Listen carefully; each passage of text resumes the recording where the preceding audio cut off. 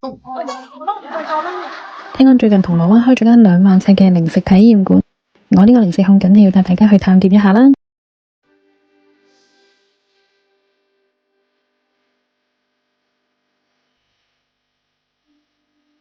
呢個地方好大，零食都有好多，不過大部分都係大家常見嘅。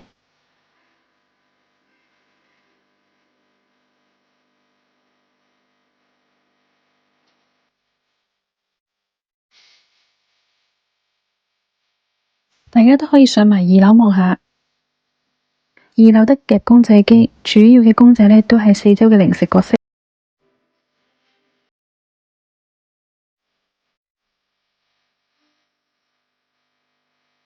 買完嘢畀完錢，攞住啲大幣，我都去重拾兒時回憶啦。